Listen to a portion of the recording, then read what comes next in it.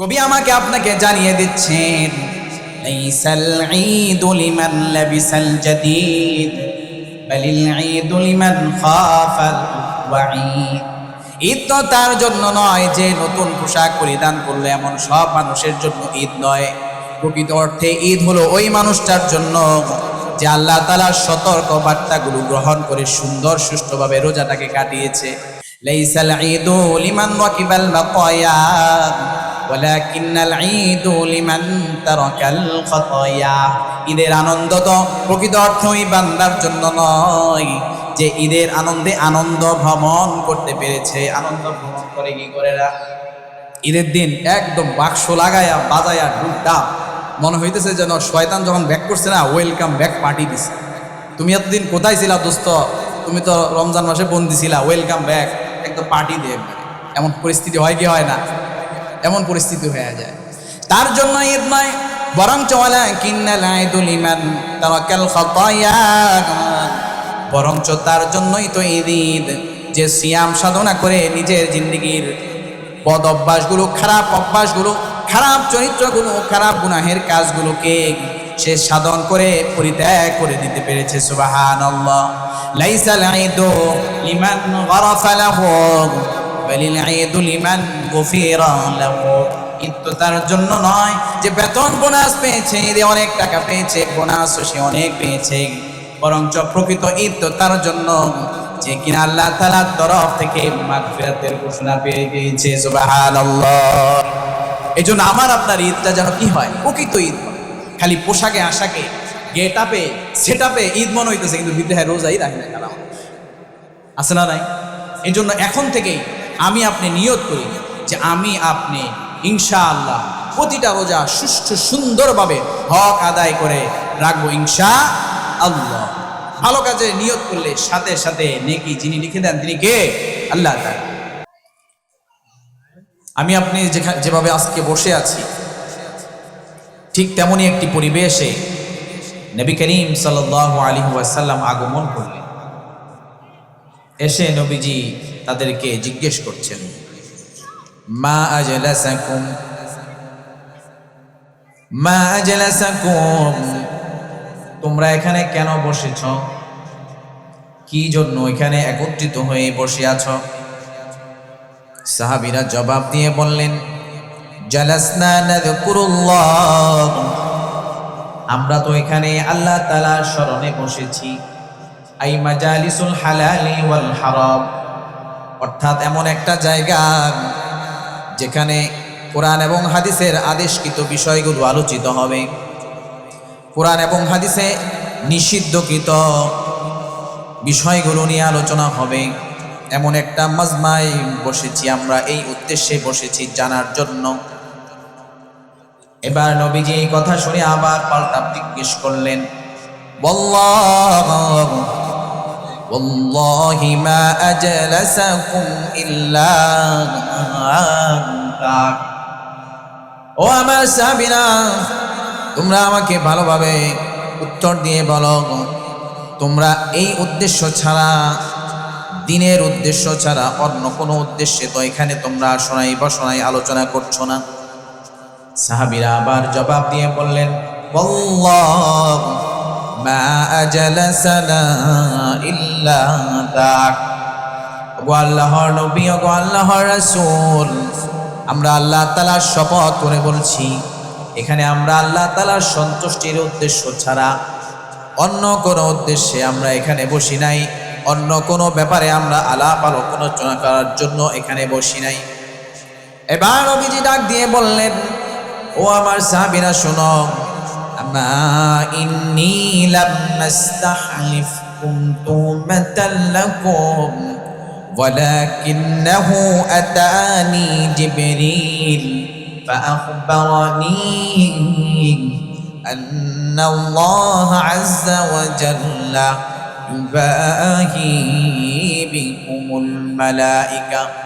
ও আমার সাহাবীরা শুনুন, তোমাদেরকে গুরুত্ব দিয়ে আমি জিজ্ঞেস করার কারণ এটা নয় আমি তোমাদেরকে সন্দেহ করছি, সংশয় পোষণ করছি, বরঞ্চ তোমাদেরকে আমি গুরুত্ব দিয়ে, গুরুত্বের সাথে আমি বারবার জিজ্ঞেস করার উদ্দেশ্যটা হলো আমি বড় আশ্চর্যান্বিত হয়েছি, বড় আজীব আমার লেগেছে। কিছুক্ষণ পূর্বেই সেই আসমান থেকে আর সে মহল্লা থেকে জিবরিল আলাইহিস সালাম সরাসরি আমার কাছে আগমন করলেন। আমার কাছে আগমন করে আমাকে জানালেন, আল্লাহ রাব্বুল আলামিন ওই আরশে মহল্লায় তোমাদের মতো জমিনের এই মানুষগুলো নিয়ে সেখানে গর্ব করতেছেন। সুবহানাল্লাহ। আমার আপনার সম্পর্কে আল্লাহ রাব্বুল আলামিনের সেই আরশে মহল্লায় আমাকে আপনাকে নিয়ে আল্লাহ তাআলা গর্ব করেন। আমি আপনি চাই কি চাই না? যারা আমরা চাই যে আমাদের নাম ধরে ধরে আল্লাহ তাআলা সেই আসমানে আলোচনা করুক, তারা আমরা বাহিরে ঘোরাফেরা না করে প্যান্ডেলের নিচে চলে আসি। কারণ হাদিসে এসেছে সেখানে সাহাবীরা বসেছিলেন, অর্থাৎ যারা সেখানে বসে তাদেরকে নিয়ে আল্লাহ তাআলার দরবারে আলোচনা হয়। বলেন না সুবহান। আল্লাহ তাআলা তাদেরকে নিয়ে বড় গর্ব করেন, তাদেরকে স্মরণ করেন। দুনিয়ার জমিনে কোনো ধরনের প্রশাসনিক কোনো কার্যালয়, অফিস, আদালতে যদি কোথাও আমার আপনার সম্পর্কে ভালো কিছু আলোচনা হয়, গর্ব করা হয়, আমার আপনার কত ভালো লাগে। অথচ দুনিয়ার এই সমস্ত অফিস আদালতগুলো, কার্যালয়গুলো, বড় বড় ক্ষমতাসীন প্রভাবের জায়গাগুলো, এগুলো একদিন হারিয়ে যাবে। কথা বলেন ঠিক না ঠিক?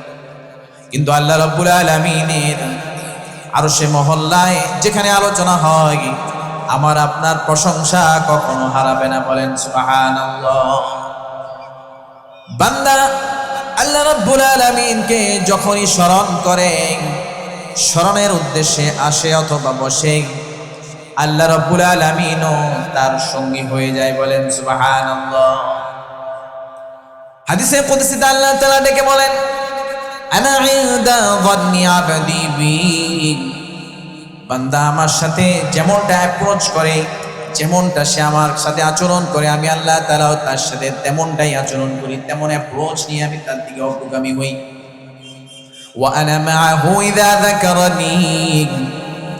বান্দা যখন আমাকে স্মরণ করে, আমি আল্লাহ রাব্বুল আলামিন বান্দার সঙ্গী হয়ে যাই। বলেন না সুবহানাল্লাহ। ওয়া ইন যাকারানি ফি নাফসিহি। বান্দা যখন মনে মনে আমাকে স্মরণ করে, আমার ব্যাপারে ভাবে, যাকারতুহু ফি নাফসি। আমি আল্লাহ রাব্বুল আলামিন আমার বান্দাকে আমি মনে মনে স্মরণ করি, মনে মনে আমি আমার বান্দাকে নিয়ে চিন্তা ভাবনা করি। সুবহানাল্লাহ। দুনিয়াতে মানুষ যাকে ভালোবাসে তাকে নিয়ে ভাবে, জল্পনা কল্পনা করে। কথা বলেন ঠিক না ঠিক? আমি আপনি আল্লাহ রাব্বুল আলামিনকে নিয়ে যখন ভাববো, জল্পনা কল্পনা করব, আল্লাহ তাআলাও মনে মনে অন্তরে অন্তরে আমাকে আপনাকে নিয়ে জল্পনা কল্পনা করবেন। সুবহানাল্লাহ। ওয়া ইন যাকারানি ফি মালাইন। বান্দারা যখন কোন জনসম্মুখে আমাকে স্মরণ করে, আমার ব্যাপারে আলাপ আলোচনা করে, কোরআনের আলোচনা, হাদিসের আলোচনা করে, আমি আল্লাহ রাব্বুল আলামিন যাকারতুহু ফি মালাইন খায়রিম মিনহু। আমি আল্লাহ তাআলাও আরশে মহল্লায় একটা বসমা কায়েম করি, একটা মাহফিল আমি সেখানে বসাই। ফেরেশতাদেরকে ডেকে ডেকে আমি সেখানে মাহফিল জমাই। ওই মাহফিল জমিয়ে আমি আল্লাহ তাআলা ওই মানুষগুলোকে নিয়ে গর্ব করতে থাকি, আলোচনা আমি সেখানে করতে থাকি। সুবহানাল্লাহ। আপনারা মনে হয় আমার কথাগুলো বুঝতেছেন না। এত সুন্দর সুন্দর ফজিলতের কথাগুলো বুঝে আসতেছে না নাকি? কত সুন্দর ফজিলতপূর্ণ কথা আমার আপনার সম্পর্কে আল্লাহ তাআলা আরশে মহল্লায় মাহফিল বসান। ওই মাহফিলের শ্রোতা কারা? বড় বড় ফেরেশতারা। বলেন না সুবহান।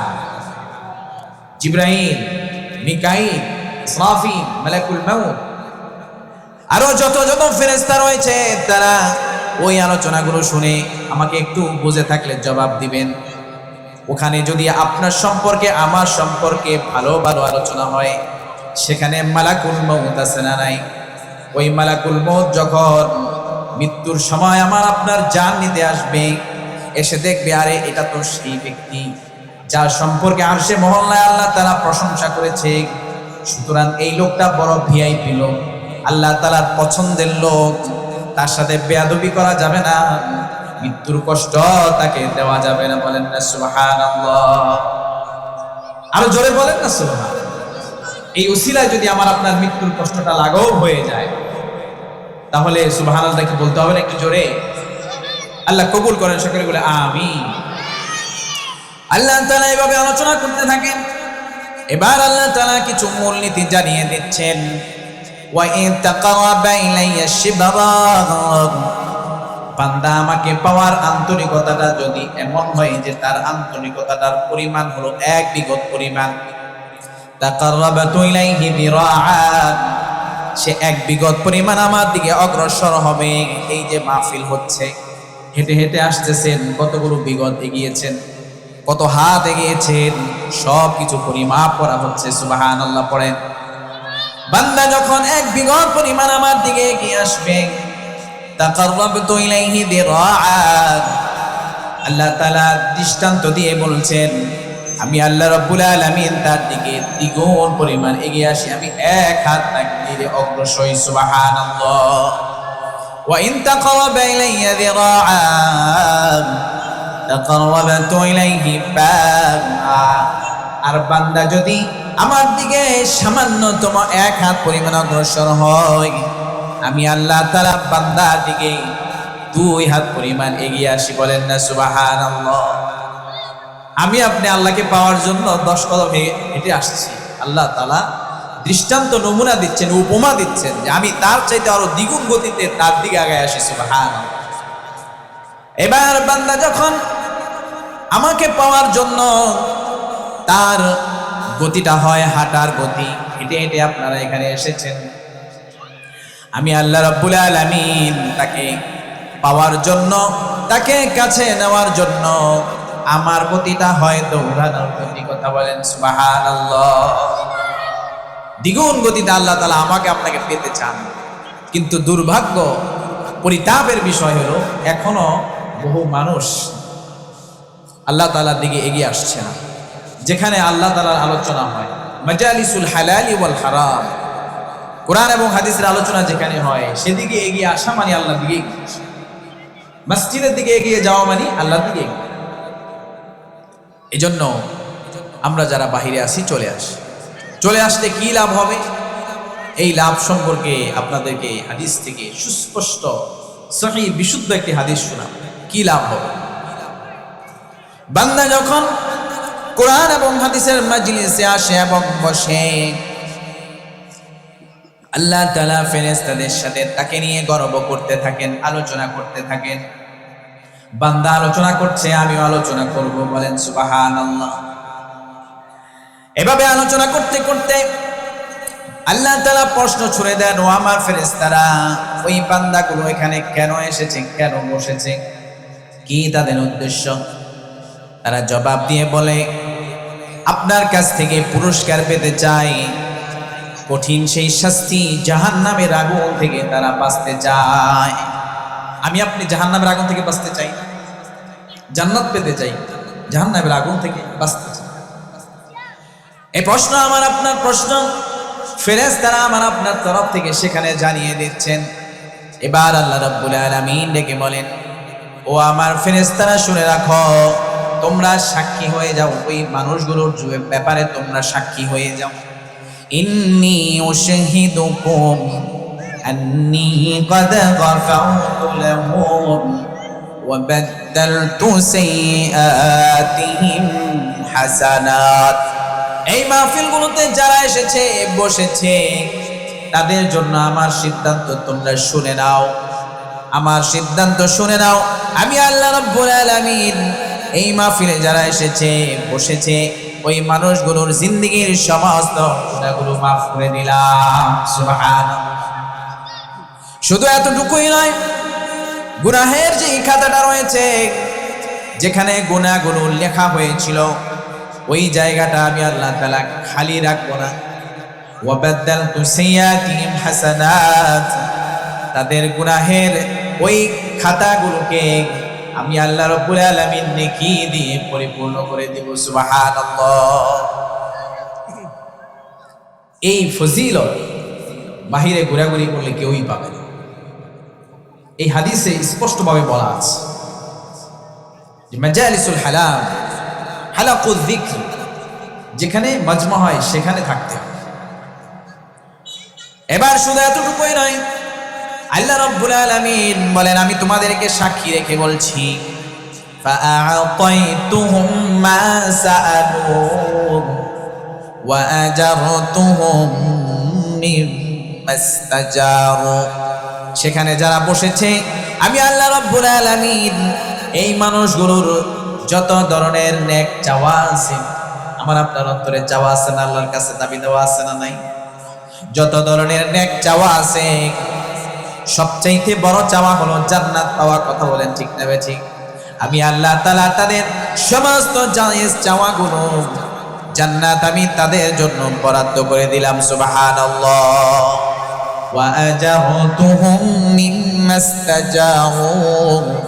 শুধু এতটুকুই নয়, আমি আল্লাহ তাআলা তারা যে সমস্ত জিনিস থেকে বাঁচতে চায়, আমি আপনি বিপদ আপদ থেকে বাঁচতে চাই কি চাই না, মুসিবত থেকে বাঁচতে চাই কি চাই না, অসুখ বিসুখ থেকে বাঁচতে চাই কি চাই না, চূড়ান্ত মুসিবত, চূড়ান্ত বিপদ জাহান্নাম, ওই জাহান্নাম থেকে আমি আপনি বাঁচতে চাই কি চাই না, আল্লাহ তাআলা ঘোষণা দিচ্ছেন আমি আল্লাহ তাআলা ওই মানুষগুলো সেখানে বসার কারণে আমি তাদের জন্য জাহান্নামকে হারাম করে দিলাম, জান্নাত থেকে তাদেরকে আমি মুক্ত করে দিলাম। সুবহানাল্লাহ। এখন মনে করেন মাহফিলে বহু ধরনের মানুষ আসছে বসছে, তো কিছু মানুষ তেমন আছে যে পশ্চিম দিকে উষ্টা খাইয়াও পড়ে না, এমন মানুষও কিন্তু অনেক সময় মাহফিলে এসে বসে, নামাজ পড়বে তো দূরের কথা। এখন এই ধরনের মানুষ যদি এখানে আইসা বসে, তাদের ব্যাপারে কি হবে এটা আমার আপনার জানার দরকার আছে। এখানে বসলে চূড়ান্ত পর্যায়ে যদি গুনাহগারও হয়, সে কি পাবে? এই প্রশ্নটা কিন্তু বহুত মানুষের আছে।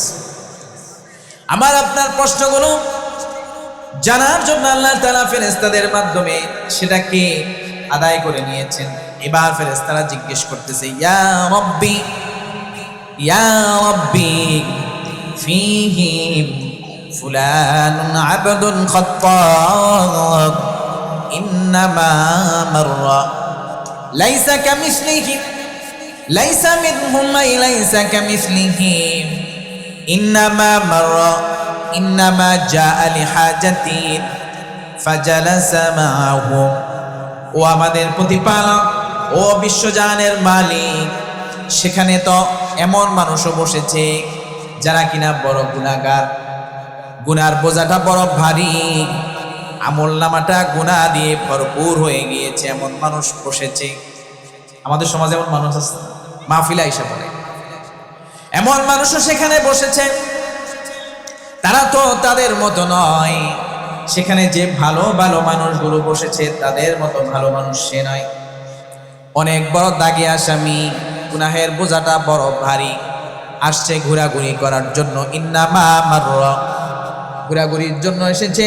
ইন্নামা জাআ লিহাজাতিন, অথবা ওই মাহফিলকে কেন্দ্র করে বাদাম বুট কেনার জন্য আসছে, আছে না নাই? ইন্নামা মাররা, আলেম ওলামারা বসে আছে।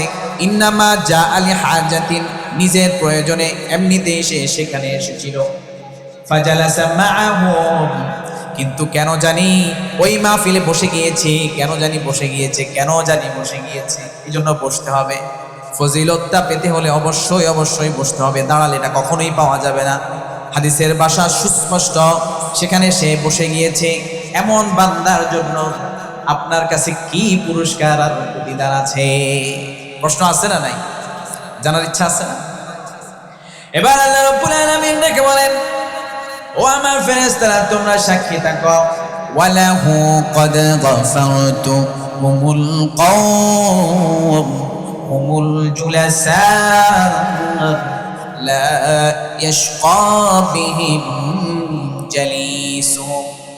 তাদের জন্য আমার সিদ্ধান্ত হলো আমি আল্লাহ রাব্বুল আলামিন বাকি বান্দাদের মতো তাদেরকেও আমি মাফ করে দিলাম। সুবহানাল্লাহ। কেন মাফ করলাম? সেখানে এসে এমন এমন মানুষগুলোর সাথে বসেছে, এমন এমন মানুষগুলোর পাশে এসে বসেছে, ওই মানুষগুলো আমার বড় প্রিয় নামাজি কালামের পরহেজগার দাড়ি পাকা মুরব্বীরা বসেছে, আলেম ওলামা এসেছে বসেছে, ছোট ছোট নিষ্পাপ তালিমুল ইলমরা বসেছে, বাচ্চারা বসেছে।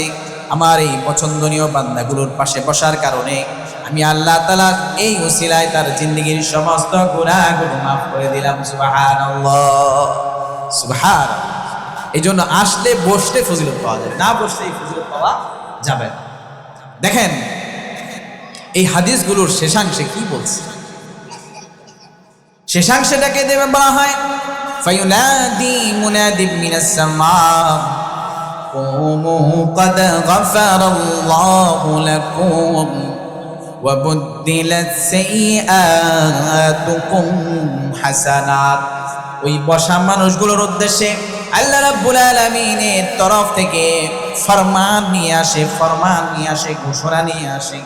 যখন মানুষগুলো চলে যায়, তবারক যখন বিতরণ হয়, তবারক বিতরণের মতো আল্লাহ তাআলার তরফ থেকে ওই ফরমান শুনিয়ে দেওয়া হয়, ও মানুষেরা এখানে বসেছিলে, কোরআনের কথা শুনেছ, হাদিসের কথা শুনেছ, আল্লাহ রাসূলের কথা শুনেছ, কুমু ক্বাদ গাফারাল্লাহু লাকুম। এমন অবস্থায় এখন বিদায় নাও, এমন অবস্থায় মাহফিল থেকে উঠে যাও, বসা থেকে উঠে যাও।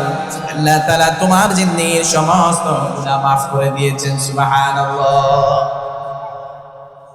এমন অবস্থায় উঠে যাও, আল্লাহ তাআলা তোমার জিন্দেগীর সমস্ত গুনাহগুলো ঝরিয়ে ফেলে দিয়েছেন, নিঃশেষ করে দিয়েছেন। বিষয়টা যেন এমন, যেই জমিনে তুমি বসেছিলা ওই জমিনেই যেন তোমার গুনাহগুলো দাফন করে দেওয়া হয়েছে। সুবহানাল্লাহ।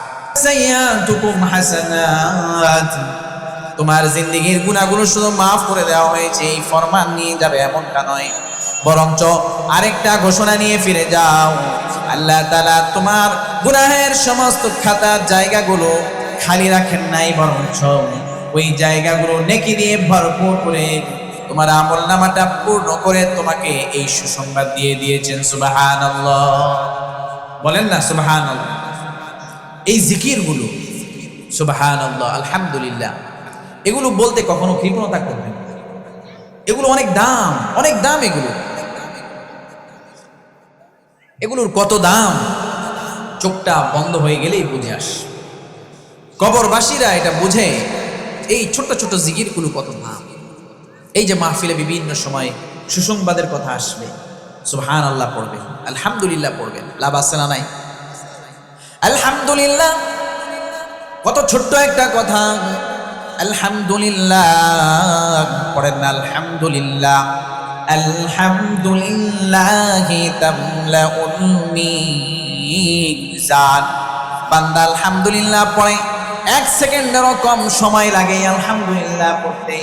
কিন্তু আল্লাহর হাবিব আমাকে আপনাকে ঘোষণা দিয়ে জানিয়ে দিচ্ছেন, বান্দা যখন আলহামদুলিল্লাহ আন্তরিকতার সাথে পড়ে, মহাব্বতের সাথে পড়ে, ওই আলহামদুলিল্লাহ এত বেশি পরিমাণে ওজনদার হয়ে যায়, ওই বান্দার জান্নাতে যাওয়ার জন্য মিজানের পাল্লাটা যতটুকু ওজনদার হলে সে জান্নাতে যেতে পারবে, ওই একবার সুবহান আলহামদুলিল্লাহ মুহাব্বতের সাথে বলার কারণে, আন্তরিকতার সাথে বলার কারণে আল্লাহ তাআলা ওইটাকে এত পরিমাণ ওজনদার বানিয়ে দেন, যতটুকু ওজনদার হলে মিজানের নেকির পাল্লাটা ভারী হবে, বান্দা জান্নাতে যেতে পারবে, ততটুকু ওজনদার বানায়া দেয়। বলেন না সুবহানাল্লাহ। এজন্য কখনো কৃপণতা করবেন না। যখন সুযোগ হয় জোরে বলার, তখন জোরে বলবেন, আবার কখনো কখনো আস্তে আস্তে বলবেন। মসজিদে গেলেন, অন্যান্য মুসল্লিরা নামাজ পড়তেছে, আপনি চুপে চুপে সুবহানাল্লাহ আলহামদুলিল্লাহ পড়বেন। কিন্তু আবার কখনো কখনো দেখবেন এই সমস্ত মাহফিলে, জিকিরের মজলিসে, সেখানে এগুলো জোরে জোরে বলবেন। জোরে বললে নেকি হবে, সাথে সাথে সাক্ষী তৈরি হবে, সাক্ষী, আমার আপনার জিকিরের সাক্ষী, আমার আপনার জিকিরের সাক্ষী। হাসরের ময়দানে যদি একটা গাছ বলে যে আমি তো বলমন্তচরের ওই মাহফিলে তাকে আমি আপনার প্রশংসা করতে শুনেছি, যে বান্দা আপনার প্রশংসা করেছে, আপনার প্রশংসার জন্য আলহামদুলিল্লাহ পড়েছে, সুবহানাল্লাহ পড়েছে, এই জিকিরগুলো করেছে, আপনি তাকে কিভাবে জাহান্নামে দিবেন? আল্লাহু আকবার। আমি আপনি জিনিসটাকে হালকা মনে করি। আশেপাশে কুকুর রয়েছে, বিড়াল রয়েছে, ছোট ছোট প্রাণী রয়েছে, আল্লাহ তাআলার মাখলুক রয়েছে। বান্দা যখন আল্লাহ তাআলার প্রশংসা করে, আলহামদুলিল্লাহ পড়ে, সুবহানাল্লাহ পড়ে, অথবা এই ধরনের কোনো বাক্য পড়ে, তখন যতদূর পর্যন্ত আওয়াজ চলে যায় ওই ততদূর পর্যন্তের সমস্ত জীব জন্তু জড় বস্তুগুলো আল্লাহ রাব্বুল আলামিনের দরবারে ওই বান্দার জন্য সাক্ষী হয়ে যায়। বলেন না সুবহানাল্লাহ। জোর নাই, জোর নাই, জোরে বলেন না সুবহানাল্লাহ। যারা রোগী অসুস্থ মুরব্বী তারা না হয় আস্তে বলবেন, যুবকরা একটু জোরে বলা যাবে না? জোরে বলেন না সুবহানাল্লাহ। এবার আল্লাহর হাবিব বিশ্বনবী বলেন, তুমি সুবহানাল্লাহ পড়লে তবে শুনে নাও, সুবহানাল্লাহি ওয়ালহামদুলিল্লাহি তামলাআন। এই যে তুমি সুবহানাল্লাহ পড়েছ, আর এই যে তুমি ইতিপূর্বে আলহামদুলিল্লাহ পড়েছিলে, তুমি কি জানো নাকি এই দুইটা হলো বড় দুইটা পরিপূরক। কেমন পরিপূরক?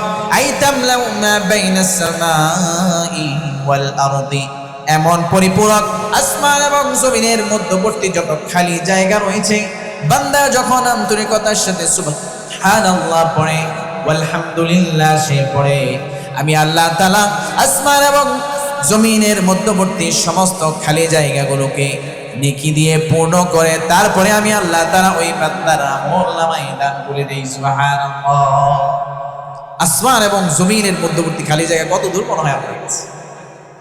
নবীজি জিজ্ঞেস করতেছেন, ফজিলত বললেন, এখন জানার দরকার আছে না কত খালি জায়গা? আতাদরুনা কা বাইনাকুম ওয়া বাইনাহা, ও আমার সাহাবীরা তোমরা কি জানো নাকি তোমরা যেখানে বসে আছো এখান থেকে আসমানের দূরত্ব কত? আমি আপনি জানি না। বিজ্ঞান হয়তো একটা হিসাব করে বলতে পারবে, আন্দাজ ধারণা করে বলবে। আল্লাহর হাবিব প্রশ্ন করলেন, এবার সাহাবীরা জবাব দিয়ে বললেন, আল্লাহু ওয়া রাসূলুহু আ'লামু, আল্লাহ এবং আল্লাহর রাসূলই ভালো জানেন। কথা বলেন ঠিক না? আল্লাহ এবং আল্লাহর রাসূলই ভালো জানেন। এবার আল্লাহর হাবিব জানায়া দেয়, বাইনাকুম ওয়া বাইনাহা মাসীরাতু 500 আami আও মিন মাসীরাতি কাযা ওয়া কাযা। তোমরা যেখানে বসে আছো এখান থেকে আসমানের দূরত্ব হলো 500 বছরের রাস্তা। কত বছরের রাস্তা?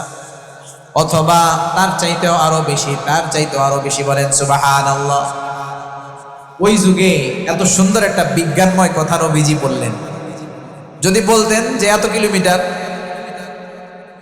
তাহলে একরকম হতো, কিন্তু রাস্তার গণনা দিয়ে বিজ্ঞান, আধুনিক যুগের বিজ্ঞানের সাথে নবীজির কথাটা মিলে গেল। আধুনিক এই জামানা বিজ্ঞানরা যেই দূরত্বকে দুনিয়াবি হিসাবে স্বাভাবিক কিলোমিটার, মাইল এগুলোতে ক্যালকুলেশন করতে পারে না, হিসাব করতে পারে না, মেজার করতে পারে না, তারা সেখানে ব্যবহার করে আলোর গতি। শিক্ষিত ছেলে পেলে এখানে আসে, আলোর গতি হিসাব করে। তো নবীজিও এখানে গতির হিসাব দিলেন। সুবহানাল্লাহ। গতির হিসাব দিলেন যে 500 বছরের রাস্তা। এখন গতিটা কিসের হবে এটা বলে নাই, কারণ ওই জমানার মানুষ তো এগুলো বুঝবে না। আলোর গতি বললে 1500 বছর আগে কেউ বুঝতো না, কিন্তু এখন কিভাবে মিলে গেছে। আমার আপনার যদি সেই দৃষ্টি থাকে, আমি আপনি কোরআন এবং হাদিসের পরতে পরতে বিজ্ঞানের সাথে সামঞ্জস্যতা পাবো। কথা বলেন ঠিক না বেঠিক? জানায়া দিলেন 500 বছরের রাস্তা, এত দূরত্ব, এত খালি জায়গা। আল্লাহ রাব্বুল আলামিন ওই বান্দার জন্য নেকি দিয়ে ভরপুর করে তবে দান করে দেন। সুবহানাল্লাহ। আমার আপনার ওই নেকি দরকার আছে না নাই? সেই দিন কিয়ামতের ময়দানে একটা নেকির জন্য মায়ের কাছে যাবে, বাবার কাছে যাবে, ভাইয়ের কাছে যাবে, বন্ধুর কাছে যাবে, সারাটি জীবন যার জন্য জানমাল কোরবানি করে দিয়েছে তার কাছে যাবে।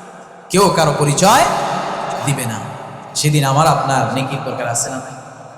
এই জন্য সবসময় চেষ্টা করবেন জিকির আজগারের ফিকিরে থাকার জন্য। স্বাভাবিক অবস্থায় নিম্ন আওয়াজে জিকির করবেন, আর যদি কখনো পরিবেশ কায়েম হয় সেখানে উচ্চ আওয়াজে জিকির করার চেষ্টা করবেন। এতে করে শুধু জিকিরের নেকি হবে এরকম না, জিকিরেরও নেকি হবে। আশেপাশের মানুষ, পশু পাখি, তরিলতা, ছোট ছোট জীব, অনুজীব, ছোট ছোট এমনকি পিপিলিকারা আমার আপনার পক্ষে সাক্ষী দিবে। সুবহান। এই জন্য আমরা যখনই কোরআন হাদিসের কোনো ভালো কথা শুনবো তখন আমরা সুবহানাল্লাহ আলহামদুলিল্লাহ একটু উচ্চ আওয়াজের জন্য চেষ্টা করবো। তো ইনশাআল্লাহ আল্লাহ তাআলা তৌফিক দান। দেখুন আমি আপনি এখানে এসেছি আল্লাহ তাআলার সন্তুষ্টি অর্জনের জন্য। কথা বলেন ঠিক না ভাই? আমার আপনার সামনে এমন একটা মাস আসতেছে, যেই মাসটা আল্লাহ তাআলার সন্তুষ্টি অর্জনের জন্য সমস্ত মাসের মধ্যে সর্বশ্রেষ্ঠ। সুবহান। কি মাস আসতেছে বলেন তো? রোজার মাস, রমজান মাস। এই রোজার মাস যখন আসতো, আগের জমানার, পূর্বের জমানার মানুষেরা, মুসলমানেরা অনেক প্রস্তুতি নিত। এখন বলবেন যে হুজুর আমরাও তো প্রস্তুতি, চাল কিনছি, ডাল কিনছি, আটা কিনছি, বেসন কিনছি, খেজুর কিনছি, সবই কিনা কিনা রাখছি, মাছ গোছ দিয়া ফ্রিজ ভরা ফেলছি। এরকম প্রস্তুতি আমাদের আছে না? এই ধরনের প্রস্তুতি, এটা দোষের কিছু না। তবে আমার আপনার এই প্রস্তুতিটা আসল প্রস্তুতি না। আসল প্রস্তুতি আগের জামানার মুসলমানগণ, সাহাবীগণ কিভাবে নিতেন, এটা কোরআন হাদিসের আলোকে জানার দরকার আছে না নাই? দরকার আছে। তাহলে চলুন আমরা জেনে নিই। সাহাবী আনাস রাদিয়াল্লাহু তাআলা আনহু বলেন, কানাল মুসলিমুন ইদা দাখালা শাবান ইকাব্বু আলাল মাসাহিফি ফাকরাউহা। আগের জমানার মুসলমানদের আমল ছিল, সাহাবীদের আমল ছিল, মুসলমানদের আমল ছিল, যখন রোজার মাসের আগের মাস শাবান মাস যখন চলে আসতো, তখন তারা সবার আগে যেই বিষয়টা করতেন তা হলো তারা কোরআনের যে কপি রয়েছে, প্রতিলিপি রয়েছে, সেটার দিকে তারা ঝুঁকে যেতেন। কথাটা ব্যবহার করতে ঝুঁকে যেতেন, কারণ এখানে অনেকগুলো অর্থ লুকায়িত আছে। মুফাসসিরিনে কেরাম, মুহাদ্দিসিনে কেরাম বলেন, এই ঝুঁকে যেতেন কথাটা কেন আসছে এই জন্যই, আমাদের এই জামানার মতো তো সেই সময়ে আধুনিক প্রিন্টিং প্রেস ছিল না। তখন একটা কোরআনের কপি জোগাড় করতে পারা এটা বহুত কষ্টসাধ্য ব্যাপার ছিল, কারণ তখন হাতে লিখতে হতো। আপনারা মুরব্বীরা দোয়াত কালি দেখেন নাই? হাতে লিখতে হতো। তো হাতে যেহেতু লিখতে হতো, একটা কোরআন শরীফ আধুনিক জামানায় যখন প্রিন্টিং প্রেসে ছাপানো হয় তারপরে এত মোটা, তো ওই জামানার মানুষের হাতে বানানো কাগজগুলো কেমন মোটা মোটা, আবার কত মোটা কোরআন শরীফ। আগের জামানার ওই কোরআন শরীফগুলো বিভিন্ন মুসলিম দেশের জাদুঘরে পাওয়া যায়, অনেক মোটা মোটা কোরআন শরীফ। তো এগুলো দেখা যাইতো এই জোগাড় করাটা কষ্টসাধ্য ছিল। আগেই বলে দিতে হতো যে তুমি আমাকে একটা, যে ভালো লিখতে পারে, যে আমাকে একটা কোরআন শরীফ লিখে দিবে, আমি অর্ডার দিলাম। তো শাবান মাস যখন আসতো, মুসলমানরা চিন্তা করতো আমার তো কোরআনের কপি নাই, আমার একটা কোরআন দরকার। তখন ওনারা কি করতো? কোরআনের কপি সংগ্রহ করত। আজকের এই আধুনিক জামানায় মাত্র 150-200 টাকা দিয়ে কোরআনের কপি কিনতে পাওয়া যায়।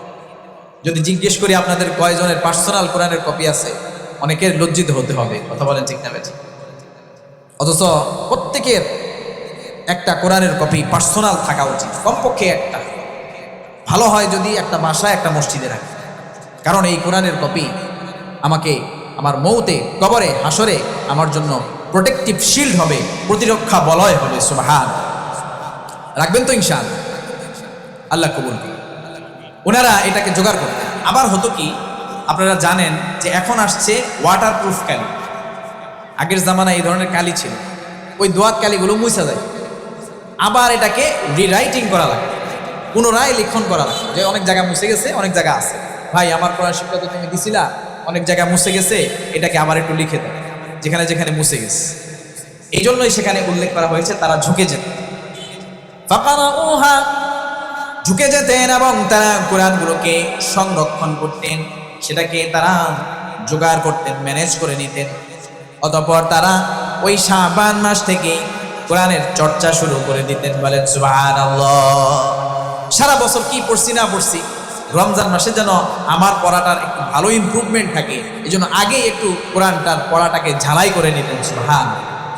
তার মানে বোঝা গেল, আমার আপনার জন্য রোজার আগের প্রস্তুতি নেওয়ার ব্যাপারে সর্বাগ্রে যে জিনিসটা করা দরকার, সেটা হলো আমার আপনার কোরআনের কপিটাকে রোজার জন্য প্রস্তুত করা। কথা বলেন ঠিক না বেঠিক? এই জন্য আমি আপনি নিয়ত করি যে আমি আপনি ওই জামানার মুসলমানদের মতো আমি আপনি রোজার মাসে তেলাওয়াত করার জন্য একটা কোরআনের কপি জোগাড় করব, এবং এখন থেকেই সেটাকে একটু একটু করে পড়া শুরু করব ইনশাআল্লাহ। এবার বলেন সাহাবী আনাস বলেন, ওয়া আখরাজু যাকাতা আমওয়ালিহিম, তাকওয়াতান লিদ-দাঈফি ওয়াল মিসকিন আলা সিয়ামি রমাদান।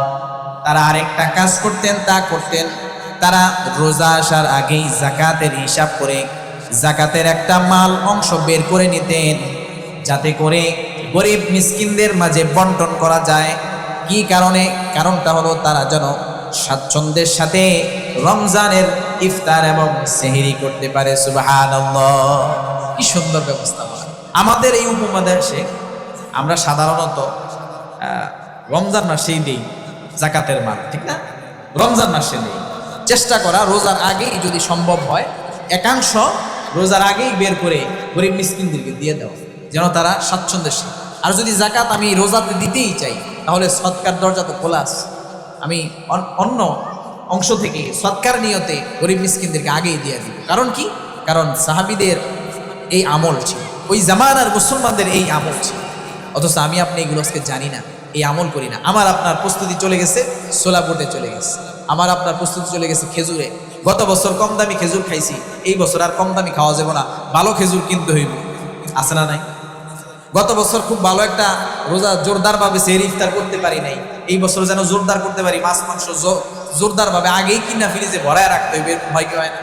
এগুলো দোষের কিছু না, অন্যায় কিছু না, কিন্তু যেই উপলক্ষে আমার সেহরি ইফতার, সেই রোজাকে আমি আপনি কতটুকু কদর করি, মূল্যায়ন করি, সেই জন্য কতটুকু প্রস্তুতি নেই, এই জন্য জানার দরকার আছে না হাদিসের আলোকে। এবার জেনে নেন, শাবান মাসে ওনারা প্রস্তুত হয়ে যেতেন। রোজার আরেকটা প্রস্তুতির আরেকটা ধাপ হলো প্রস্তুতিমূলক শাবান মাসের নফল রোজা রাখা। আম্মা জানা আয়েশা রাদিয়াল্লাহু তাআলা আনহা বলেন, কানা রাসূলুল্লাহ সাল্লাল্লাহু আলাইহি ওয়াসাল্লাম ইয়াসুমু শাবানা কুল্লাহু ইল্লা কলিলা। নবীজি যখন শাবান মাস চলে আসতেন, তখন নবীজি শাবান মাসে অল্প কিছুদিন ব্যতীত পুরা শাবান মাসটাই যেন তিনি রোজা রাখতেন। সুবহানাল্লাহ। এই জন্য আমার আপনার জন্য এটা দরকার। এটা হচ্ছে প্রস্তুতিমূলক রোজা। মানুষের শরীরের একটা মেকানিজম আছে, সেটাকে বলে, এক ভাষায় বলা যায়, আরো বিভিন্ন ভাষা আছে, মেডিকেল টার্ম আছে, সেটা হচ্ছে আপনার মাসল মেমোরি। মানুষের শরীর তার একটা অভ্যাসগত আচরণের সাথে সেটা ম্যাচিং হয়ে যায়। মনে করেন আপনি এখন দুপুরবেলা খানা খান, আপনার এখানে যে ভিতরে যে ফাংশনাল যে বিষয়গুলো আছে সেটা জানে যে আপনি কোন টাইমে খানা খান, এবং সেই টাইমের জন্য সে প্রস্তুত হয় এবং আপনাকে সিগন্যাল দেয়। এটা বিজ্ঞানের ভাষা। যারা মেডিকেল সায়েন্সে অ্যানাটমি নিয়ে পড়ছে এরা জানে। আছে নাকি আপনাদের মধ্যে ডাক্তার? এরা এটা জানে। তো আপনি রেগুলার দুপুরে খাচ্ছেন, তাহলে আপনার এটা জানে আপনি খান দুপুরে। হঠাৎ করে আপনি যখন রোজা রাখবেন, তখন কিন্তু সে আপনার খাবারের জন্য প্রস্তুত হয়ে যাবে, আর এটা আপনার জন্য ক্ষতির কারণ। কিন্তু আপনি যদি এর আগে 2-4টা রোজা রাখেন, 2, 4, 5টা 10টা রোজা রাখেন, তাহলে সে বুঝবে যে না, সে শুধু খায় না দুপুরবেলা, এমনকি সে না খেয়েও থাকে, তখন সে রোজার জন্য প্রস্তুত। এটাকে অন্য ভাষায় আবার বলা যায়, অনেক সময় দেখবেন খেলোয়াড়রা মাঠে নামার সময় ওয়ার্ম আপ করে। যুবকরা বুঝে না ওয়ার্ম আপ? অ্যাথলেটস যারা খেলে তারা একটু ওয়ার্ম আপ করে, যেন হুট করে নেমেই যেন দৌড় দেওয়া না লাগে। কারণ হুট করে নেমে যদি দৌড় দেন, তাহলে অনেক সময় সমস্যা হয়, মানুষের শরীরের সাথে সেটা ফিট হয় না। তখন সে ওয়ার্ম আপ করে। এই রোজাটা যেন ওয়ার্ম আপ ফাস্ট, মানে হচ্ছে রোজার পূর্ণাঙ্গ, একদম পরিপূর্ণ চূড়ান্ত যে আমার পরীক্ষা বা খেলা যেটাই বলেন আপনি, সেই জায়গায় যেন ভালো পারফরমেন্স আমার হয়, এই জন্য পূর্বে কি করা, নিজেকে প্রস্তুত। সাহাবী উসামা ইবনে যায়েদ বলেন, আমি নবীজিকে দেখলাম, নবীজি এত পরিমাণে শাবান মাসে রোজা রাখে। আমি নবীজিকে প্রশ্ন করলাম, ইয়া রাসূলুল্লাহ, ইয়া হাবিবাল্লাহ, লাম আরাকা তাসুমু শাহরাম মিনাশ শুহুরি মা তাসুমু মিন শাবান। ও আল্লাহর নবী, ও আল্লাহর রাসূল, শাবান মাসে আপনি এত পরিমাণে রোজা রাখেন, এত পরিমাণ রোজা তো আপনি অন্য কোনো মাসে রাখেন না, রহস্যটা কি জানা দরকার আছে না? রহস্যটা কি জানিয়ে দেন। এবার নবীজি জবাব দিয়ে বলে, ও যায়েদ শুনে নাও, ও সামা শুনে নাও, যালিকা শাহরুন ইয়াগফুলুন নাসু আনহু বাইনা রাজাবিন ওয়া রমাদান ওয়া হুয়া শাহরুন তুরফাউ ফীহি আল-আ'মালু ইলা রাব্বিল আলামিন ফাউহিব্বু আন ইউরফা আমালি ওয়া আনা সাইম। আল্লাহর হাবিব বিশ্বনবী রহস্যটা জানিয়ে দিলেন, বললেন ও উসামা শুনে নাও, এই মাসটা হলো এমন একটা মাস, রজব মাস এবং রমজান মাস, দুইটা বরকতময় মাসের মাঝখানে এটা একটা মাস পড়ে গিয়েছে। এই মাসটার ব্যাপারে মানুষ বড় বেখেয়াল হয়ে থাকে, মানুষ খবর রাখে না, এটাকে অবহেলা করে। অথচ এই মাসটা হলো এমন মাস যেই মাসে বান্দার সারা বৎসরের আমলের হাল খাতা করা হয়। কি করা হয়? হাল খাতা মানে হিসাবটা, পূর্ণাঙ্গ হিসাবটা পেশ করা হয়। এটা হলো এই শাবান মাসটা এমন একটা মাস যেই মাসে সমগ্র বৎসরের হাল খাতা আল্লাহ তাআলার কাছে পেশ করা হয়। আর আমি চাচ্ছি, আমি রোজা রেখে রেখে এই বিষয়টা আমি কামনা করি, আল্লাহ তাআলার কাছে যখন আমার হাল খাতা করা হবে, ওই আপনার বান্দা আব্দুল্লাহ সেখানে সারা বছর এই আমল করেছে, আমরা এখনো দেখছি সে রোজাদার অবস্থায় আছে, এমন একটা ভালো রিপোর্ট আল্লাহ তাআলার দরবারে আমার সম্পর্কে যেন আলোচনা হয়। এই জন্য আমি এই মাসে বেশি বেশি রোজা রাখি। সুবহানাল্লাহ। বুঝেন নাই মনে হয় ব্যাপারটা? তাহলে আবার একটু বলি, নবীজি বলছেন রহস্যটা কি, এই মাসে বেশি কেন রোজা রাখি? কারণ এই মাসে বান্দার পুরা বছরের আমল নামাটা আল্লাহর কাছে হাল খাতার মতো পেশ করা। বাংলা বললাম হাল খাতা, তাহলে তো বুঝবেন না আপনার। হাল খাতার মতো পেশ করা হয়, যে হিসাব নিকাশ করা হয় বান্দা সারা বছর কি কাজ করছে। এখন আমি রোজা এই জন্যই রাখি, এবং আমার তো ইচ্ছা যে আমার উম্মত আমাকে অনুসরণ করবে, সেটা হলো যে অমুক বান্দা সারা বছরে এই ভালো কাজ করছে, ভালো কাজের হিসাব দিতে দিতে আজ পর্যন্ত চলে আসছে শাবান মাস পর্যন্ত, এই মাসেও সে এখনো রোজাদার। সুবহান, কি সুন্দর একটা রিপোর্ট আল্লাহর কাছে আমার আপনার সম্পর্কে যাবে। এখনো ওই বান্দাটা রোজাদার, তাকে রোজাদার দেখে এসেছে, কত পজিটিভ একটা রিপোর্ট আল্লাহ তাআলার কাছে আমার আপনার সম্পর্কে যাবে। এজন্যই নবীজি এই মাসে বেশি বেশি রোজা রাখতেন। এই জন্য আমার আপনার জন্য করণীয় হলো রোজার প্রস্তুতি শুরু এই মাসে বেশি বেশি রোজা রাখি। এখন তো সময় হাতে বেশি নাই, আমরা যখন কোনো জিনিস শিখবো কোরআন হাদিস থেকে, সেটা শুধুমাত্র ওই সময়ের জন্য না, সারা জিন্দিগির জন্য সেটাকে শিখে নিব। কথা বলেন ঠিক না বেটা? আমি আপনি নামাজ সম্পর্কে শিখেছি, সেটা কি শুধুমাত্র এক ওয়াক্তের জন্য শিখেছি? সারা জীবনের জন্য শিখেছি। আমার আপনার জন্য করণীয় হলো আমি আপনি রোজার জন্য প্রস্তুতিমূলক রোজা, নফল রোজা আদায় করবো ইনশাআল্লাহ। রোজার ব্যাপারে দ্বিতীয় নম্বর কথা হলো, আমি আপনি যেমনইভাবে খেজুরের প্রস্তুতি নেই, ছোলার প্রস্তুতি নেই, বেসনের প্রস্তুতি নেই, সেহরি ইফতারের প্রস্তুতি নেই, তেমনইভাবে আমার আপনার জন্য করণীয় হলো আমার আপনার রোজাগুলো ওই রোজা রাখা অবস্থায় আমার আপনার আমলে বাধা সৃষ্টি করে এমন এমন জিনিসগুলো, উপায় উপকরণগুলো চিহ্নিত করে সেই ব্যাপারে ব্যবস্থা গ্রহণ করা। মনে করেন গত বছর আপনি রোজা রাখছেন, গত বছর রোজার মধ্যে কোন কাজটা করলে আপনি আরো 2 লাইন কোরআন শরীফ বেশি পড়তে পারেন, কোন কাজটা ছেড়ে দিলে আপনি আরো 2 বার সুবহানাল্লাহ বেশি পড়তে পারেন, সেগুলোকে চিহ্নিত করা।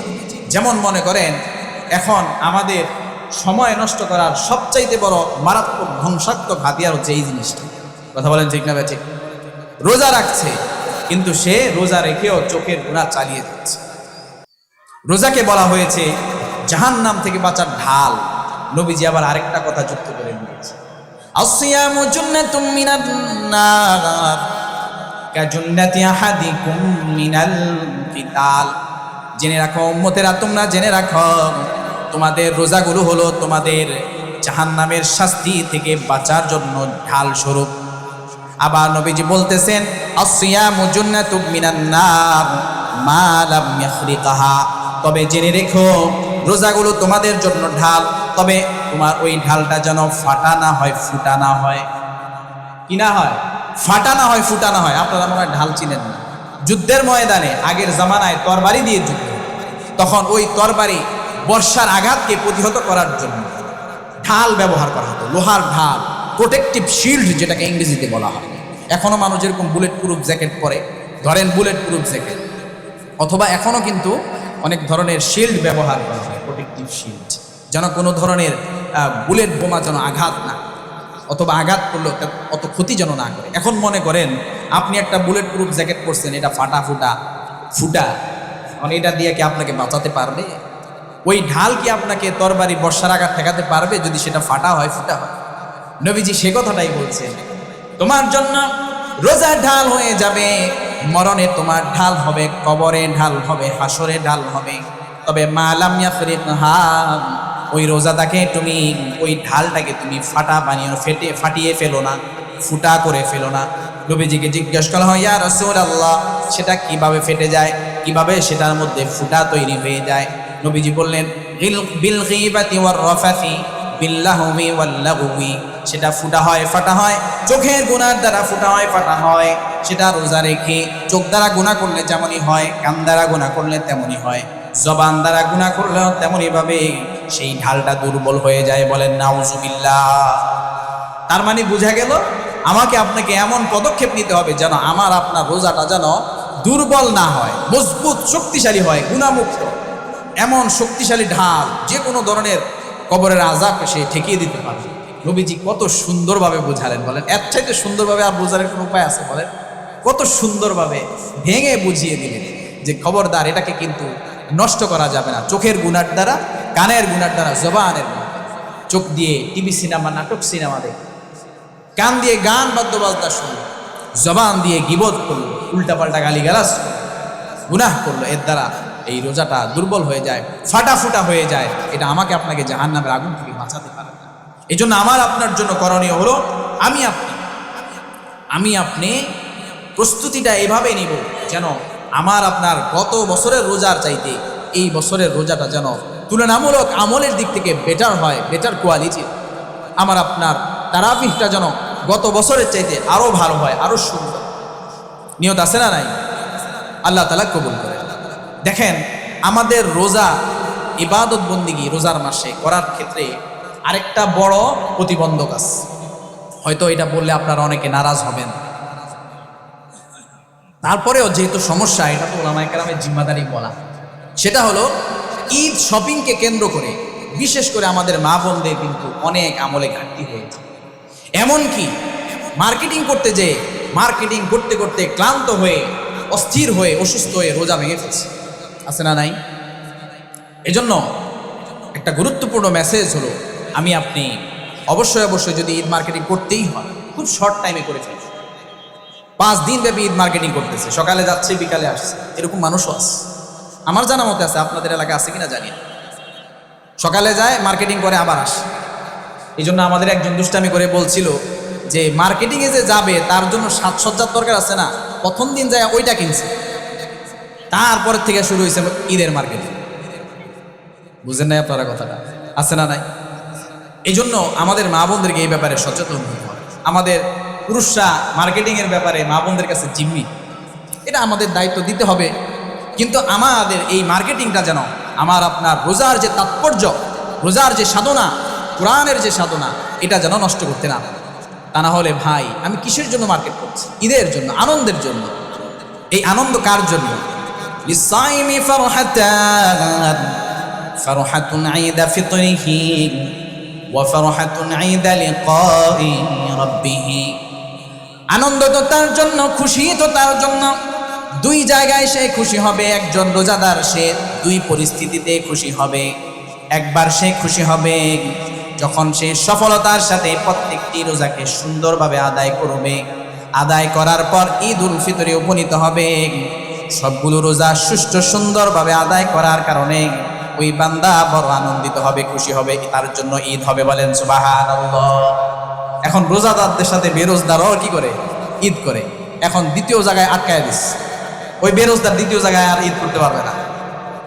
ওয়া ফারহাতুন ইনদা লিকাই রাব্বিহি, আরেকটা ঈদ হবে ওই রোজাদারের জন্য যখন সে আল্লাহ তাআলার কাছে হাসরের ময়দানে মিলিত হবে। ওই বান্দা যদি রোজাগুলো সুষ্ঠু সুন্দরভাবে আদায় করে, আল্লাহ রাব্বুল আলামিন ওই বান্দার জন্য হাসরের ময়দানটা ঈদগাহের ময়দান বানায় দিবে। সুবহানাল্লাহ। এখন বেরোজদারেরা মনে করেন দুনিয়াতে পোশাক আশাক করে খুব ঈদ আনন্দ করলো, ওই জায়গায় গেলে কি আর ঈদ করতে পারবে? হাসরের ময়দানে আর ঈদ পাবে নাকি ডান্ডার বাড়ি খাবে? এই জন্য সাবধান হয়ে যায়। কোরআন এবং হাদিসের আলোকে কবি আমাকে আপনাকে জানিয়ে দিচ্ছেন, লাইসাল ঈদু লিমান লাবিসাল জাদীদ বালিল ঈদু লিমান খাফাল ওয়াঈদ। ঈদ তো তার জন্য নয় যে নতুন পোশাক পরিধান করলে, এমন সব মানুষের জন্য ঈদ নয়। প্রকৃত অর্থে ঈদ হলো ওই মানুষটার জন্য যে আল্লাহ তাআলার সতর্ক বার্তাগুলো গ্রহণ করে সুন্দর সুষ্ঠুভাবে রোজাটাকে কাটিয়েছে। লাইসাল ঈদু লিমান রাকিবাল মাতায়া, লাইসাল ঈদু লিমান রাকিবাল মাতায়া ওয়ালাকিন্নাল ঈদু লিমান তারাকাল খাতায়া। ঈদের আনন্দ তো প্রকৃত অর্থে ওই বান্দার জন্য নয় যে ঈদের আনন্দে আনন্দ ভ্রমণ করতে পেরেছে। আনন্দ ভ্রমণ করে কি করে না, ঈদের দিন একদম বাক্স লাগায়া বাজায়া ডুবডাব, মনে হইতেছে যেন শয়তান যখন ব্যাক করছে না, ওয়েলকাম ব্যাক পার্টি দিছে। তুমি এতদিন কোথায় ছিলা দোস্ত, তুমি তো রমজান মাসে বন্দি ছিলা, ওয়েলকাম ব্যাক, একদম পার্টি দিয়ে। এমন পরিস্থিতি হয় কি হয় না? এমন পরিস্থিতি হয়ে যায়। তার জন্য ঈদ নয়, বরঞ্চ ওয়ালাকিন্নাল ঈদু লিমান তারাকাল খাতায়া, বরঞ্চ তার জন্যই তো ঈদ যে সিয়াম সাধনা করে নিজের জিন্দেগির বদ অভ্যাসগুলো, খারাপ অভ্যাসগুলো, খারাপ চরিত্রগুলো, খারাপ গুনাহের কাজগুলোকে সে সাধন করে পরিত্যাগ করে দিতে পেরেছে। সুবহানাল্লাহ। লাইসাল ঈদু লিমান গরাফা লাহু বালিল ঈদু লিমান গুফিরা লাহু। ঈদ তো তার জন্য নয় যে বেতন বোনাস পেয়েছে, ঈদে অনেক টাকা পেয়েছে, বোনাস সে অনেক পেয়েছে, বরঞ্চ প্রকৃত ঈদ তো তার জন্য যে কিনা আল্লাহ তাআলার তরফ থেকে মাগফিরাতের ঘোষণা পেয়ে গিয়েছে। সুবহানাল্লাহ। এজন্য আমার আপনার ঈদটা যেন কি হয়, প্রকৃত ঈদ হয়। খালি পোশাকে আশাকে গেট আপে সেট আপে ঈদ মনে হইতেছে, কিন্তু বিদেহে রোজাই রাখে না কারণ আছে না নাই? এই জন্য এখন থেকেই আমি আপনি নিয়ত করি যে আমি আপনি ইনশাআল্লাহ প্রতিটা রোজা সুষ্ঠু সুন্দরভাবে হক আদায় করে রাখবো ইনশাআল্লাহ। ভালো কাজে নিয়ত করলে সাথে সাথে নেকি যিনি লিখে দেন তিনি কে? আল্লাহ তাআলা। মান কানাতিল হাম্মা ইযা হাম্মা বিহাসানাতিন, যখন কোনো বান্দা কোনো নেক কাজে নিয়ত করে, কুতিবাত লাহু হাসানাতান কামিলা, তার জন্য ওই নেকিটার সাথে সাথে আল্লাহ তাআলা লিখে দেয়। সুবহানাল্লাহ। এখনো করেই নাই কিন্তু নিয়ত করছে, সাথে সাথে আল্লাহ তাআলা লিখে দেয়। আর যখন বান্দা সেটা পূর্ণ করে, তখন আল্লাহ রাব্বুল আলামিন বিআশরান ইলা 700 দিফিন ওয়া ইলা দুআফিন কাসীরা, আল্লাহ তাআলা ওই নেকিটা আল্লাহ তাআলা 10 গুণ বাড়িয়ে দেন সর্বনিম্ন, কারো কারো জন্য 700 গুণ, কারো কারো জন্য অগণিত সংখ্যক পরিমাণ আল্লাহ তাআলা বাড়িয়ে দেয়। সুবহানাল্লাহ।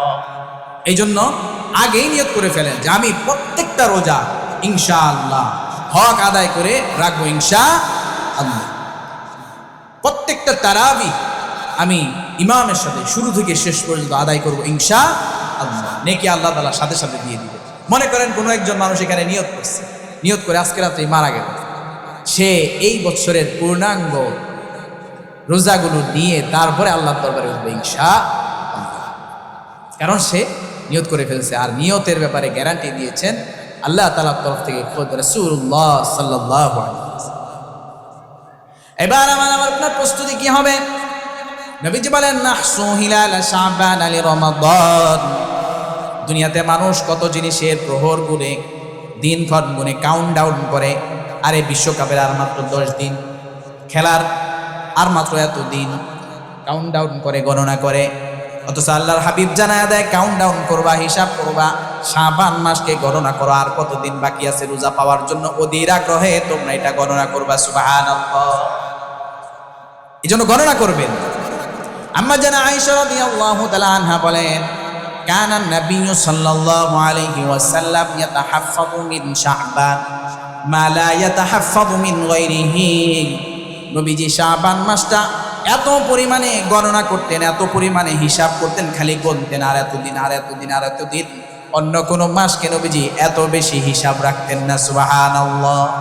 অতঃপর যখন নবীজি রোজার চাঁদ দেখতেন, তখন তিনি রোজার ওই চাঁদটা দেখে রোজা রাখা শুরু করতেন। সুবহানাল্লাহ।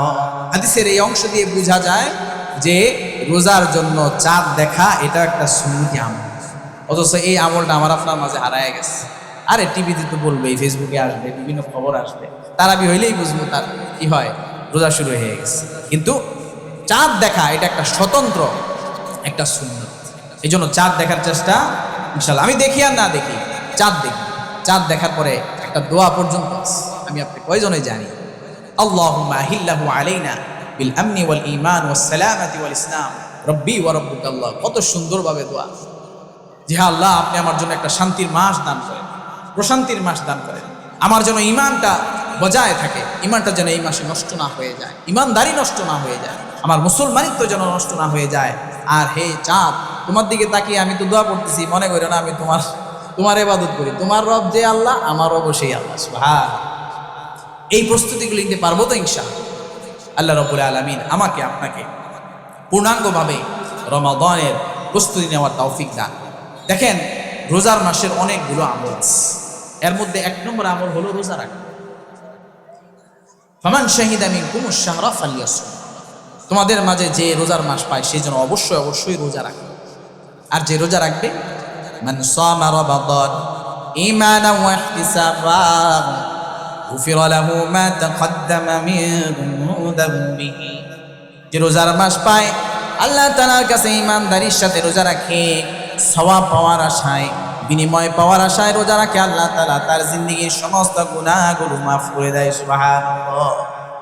এই জন্য খুব গুরুত্বের সাথে আমরা কি করব, রমজান মাসে রোজা রাখবো। রমজান মাসে যে রোজা রাখে তাকে আল্লাহ তাআলা কত ভালোবাসে। কেমন ভালোবাসা দেখেন, একজন মা তার সন্তানের পেশাব পায়খানাকে কি ঘৃণা করে? পেশাব পায়খানাকে ঘৃণা করে না, ওখান থেকে দুর্গন্ধ আসে, তারপরেও ঘৃণা করে না। কারণ কি? এত তীব্র মহব্বত, মহব্বতটা এত বেশি, মহব্বতের তীব্রতায় ওই সমস্ত দুর্গন্ধগুলো তার কাছে যেন সুগন্ধ হয়ে যায়। কথা বলেন ঠিক না? মাদের জন্য কত প্রিয় হয়ে যায়। আল্লাহ রাব্বুল আলামিনের হাবিব বলেন, ওয়াল্লাযী নাফসু মুহাম্মাদি বিয়াদিহি, আমি নবী মুহাম্মদের প্রাণ যে আল্লাহ তাআলার কাছে রয়েছে, আমি তার শপথ করে তোমাদেরকে একটা সংবাদ আমি জানিয়ে দেই, লা খুলুফু ফামিস সাইমি আতয়াবু ইনদাল্লাহি মিন রিহিল মিসকি, একজন রোজাদার আল্লাহ তাআলার কাছে এত বেশি প্রিয়, এত বেশি ভালোবাসার মানুষ হয়ে যায়, এত বেশি কাছের মানুষ হয়ে যায়, রোজা রাখার কারণে তার মুখে যে দুর্গন্ধ সৃষ্টি হয়, ওই দুর্গন্ধটা মহাপবিত্র আল্লাহ রাব্বুল আলামিনের কাছে দুনিয়ার মাঝে সর্বশ্রেষ্ঠ সুগন্ধি মিশকের চাইতেও বড় প্রিয় হয়ে যায়। সুবহানাল্লাহ। আমি আপনি দুর্গন্ধ সহ্য করতে পারি, কিন্তু এত ভালোবাসা আল্লাহর ভিতরে তৈরি হয় বান্দার প্রতি, আল্লাহ তাআলা ওই দুর্গন্ধটা পর্যন্ত কি করে, বরদাস্ত করে, ভালোবাসে, মহাব্বত করে, তাও আবার সবচাইতে সর্বোৎকৃষ্ট সুগন্ধির চাইতেও বেশি ভালোবাসে। সুবহানাল্লাহ। এখন আবার অনেকে চিন্তা করবো, যাক দুর্গন্ধ যেহেতু দরকার, রমজান মাসে রাত্রেও মাজবো না, দিনের বেলা তো মাজবই না, এমন চিন্তার মানুষ আছে না? এটা করা যাবে না। রমজান মাসে বেশি বেশি মেসওয়াক করা এটা আলাদা সুন্নাত। এই জন্য মেসওয়াক আমরা করব, তারপরে যে দুর্গন্ধ সৃষ্টি হয়ে যায় সেটা আল্লাহর কাছে প্রিয় হয়ে যাবে। ইচ্ছাকৃতভাবে দুর্গন্ধ করা যাবে না। এই জন্য রোজার মাসে আল্লাহ তাআলার কাছে প্রিয় হওয়ার জন্য মারদাতুল লিরাব্বি আসওয়াকু মাতহারাতুল লিল ফামি ওয়া মারদাতুল লিরাব্বি, বান্দা যখন মেসওয়াক করে এটার দ্বারা সে মুখের পবিত্রতা অর্জন করে, পাশাপাশি আল্লাহ তাআলার খুশি সন্তুষ্টি সে অর্জন করে ফেলে। সুবহানাল্লাহ। ওই দিক দিয়েও সওয়াব, আবার এদিক দিয়েও খেয়াল রাখতে হবে মুখটা যেন কি ইচ্ছাকৃতভাবে দুর্গন্ধ না হয়, রোজার কারণে হয়ে যেতে পারে। এটা একটা আমল। আরেকটা রমজানের গুরুত্বপূর্ণ আমল হলো রমজান মাসে তারাবির নামাজ আদায়। এই জন্য এই মাসটাকে বলা হয় শাহরুল কিয়াম, শাহরুল কিয়ামিল লাইলি ওয়াত তারাবিহ, তারাবির মাস, তাহাজ্জুদের মাস। এই মাসে দাঁড়িয়ে দাঁড়িয়ে যে রোজা পড়বে, তারাবি পড়বে, তার জন্য আল্লাহ তাআলা বড় ফজিলত রেখে দিয়েছে। মান কামা ঈমানান ওয়া ইহতিসাবান গুফিরা লাহু মা তাকদ্দামা মিন যামবিহি, যে রোজার মাসে রাত্রিবেলায় দাঁড়িয়ে দাঁড়িয়ে তারাবিহের নামাজ আদায় করবে, আল্লাহ তাআলার কাছে ঈমানদারির সাথে সওয়াব পাওয়ার আশায় আল্লাহ রাব্বুল আলামিন তার জিন্দেগীর পিছনের সমস্ত গুনাহগুলো মাফ করে দিবেন। সুবহানাল্লাহ। এই জন্য তারাবি আদায় করবেন। তারাবি আদায় করলে একটা বান্দা, কোনো মানুষ যদি প্রথম তারাবি থেকে শেষ তারাবি পড়ে, সে অবশ্যই অবশ্যই লাইলাতুল কদর পেয়ে যাবে। বলেন সুবহানাল্লাহ। এখন বলবেন কিভাবে পাবে? মনে করেন লাইলাতুল কদর রমজান মাসের যে কোনো রাত্রিতে হতে পারে, তবে 27 তারিখে একটা তারিখ আছে, এছাড়াও যে কোনো রাত্রিতেই লাইলাতুল কদর হয়ে যেতে পারে। এখন আমি আপনি সবাই জানি যে আরবি মাস শুরু হয় কখন থেকে? মাগরিব থেকে, ইফতার থেকে। তাহলে রাত্রের প্রথম অংশ লাইলাতুল কদর শুরু হয়ে গেল। কোনো বান্দা যদি 30 দিনে 30টাই তারাবি পড়ে, তাহলে বলেন তো ওই লটারি কি তার মিস হবে? মনে করেন একটা ডিব্বার মধ্যে 30টা টোকেন রাখছে, এখন বলতেছে যে 30টা টোকেনের মধ্যে একটার মধ্যে কিন্তু তোমার লটারি আস, আর তুমি চাইলে প্রতিদিন একটা একটা করে ধরতে পারবা, 30 দিনে 30টাই ধরতে পারবা। সুবহানাল্লাহ পড়বেন না? কত সহজ করে দিস, লটারিও বানাইছে আবার সহজও করে দিস, 30 দিনে 30টাই ধরতে পারবা। এখন চূড়ান্ত পর্যায়ের বেকুব না হইলে সে কি ওই লটারির ডিব্বা ছেড়ে যাইব? বলেন যাবে না, বরঞ্চ সে কইবে আরে 30টার মধ্যে আছে 30টাই ধরুন, সুযোগ যেহেতু আছে। আমি আপনি যদি প্রত্যেকটা তারাবি প্রতিদিন আদায় করি, যদি তাহাজ্জুদ পড়তে পারি, তাহলে তো কোনো কথাই নেই। রাতের শুরুর অংশে তারাবিটা যখন হয়, যদি 30টা আদায় করি, তাহলে আমি আপনি যেন ওই যে ডিব্বার মধ্যে থাকা 30 দিনের 30টা টোকেন আছে, এর মধ্যে একটার মধ্যে লটারি আছে, লাইলাতুল কদর আছে, ওটা পেয়ে গেলাম। আপনাদের ক্যালকুলেশনে মিলে না, হিসাবে মিলে না? মনে করেন কোনো বৎসর লাইলাতুল কদর হয়ে যায় 21 তারিখ, এখন আপনি লটারি ধরতে ধরতে প্রথম দিনেরটাও ধরছেন, দ্বিতীয় দিনেরটাও ধরছেন, ধরতে ধরতে 20 পর্যন্ত চলে গেছেন, 21 তারিখেও ধরছেন, ওই দিন আপনার লটারি লেগে গেছে। সুবহানাল্লাহ। লাইলাতুল কদরি খায়রুম মিন আলফি শাহর। এভাবেই যখন বান্দা একটা কদর পেয়ে যায়, সে হাজার হাজার মাস ইবাদত করার নেকি যেন এক রাত্রিতে অর্জন করে ফেললো। সুবহানাল্লাহ। এই জন্য অবশ্যই তারাবিতে শরীক হবো। নিয়ত আছে না নাই? মান কামা মাআল ইমামি হাত্তা ইয়ানসরিফা কুতিবা লাহু কিয়ামু লাইলাতিন। আর যে বান্দা ইমামের সাথে নামাজ শুরু করবে, ইমামের সাথেই নামাজটা শেষ করবে, অর্থাৎ একবারে এশার সময় শুরু করবে, বেতের দিয়ে শেষ করবে, যে এমনটা করবে, আল্লাহ রাব্বুল আলামিন তাকে সারা রাত্রি নফল ইবাদত করার সওয়াব তার আমলনামায় বরাদ্দ করে দেয়। সুবহানাল্লাহ। আল্লাহ রাব্বুল আলামিন আমাকে আপনাকে সামনের যে রোজার মাসটা আছে একদম পরিপূর্ণ হক আদায় করে তার রোজা, সিয়াম এবং কিয়াম, তারাবি, তাহাজ্জুদ যথাযথভাবে গুনাহমুক্তভাবে ত্রুটিমুক্তভাবে আদায় করার তৌফিক দান করেন। আল্লাহুম্মা বাল্লিগনা রমাদান ওয়া নাহনু ফি আফদালি হাল।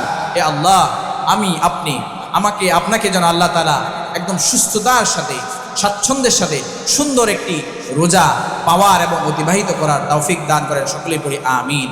যে কথাগুলো বললাম সবার আগে আমাকে আমল করার তৌফিক দান করেন, অতঃপর আপনাদেরকেও আল্লাহ তাআলা আমল করার তৌফিক দান করেন।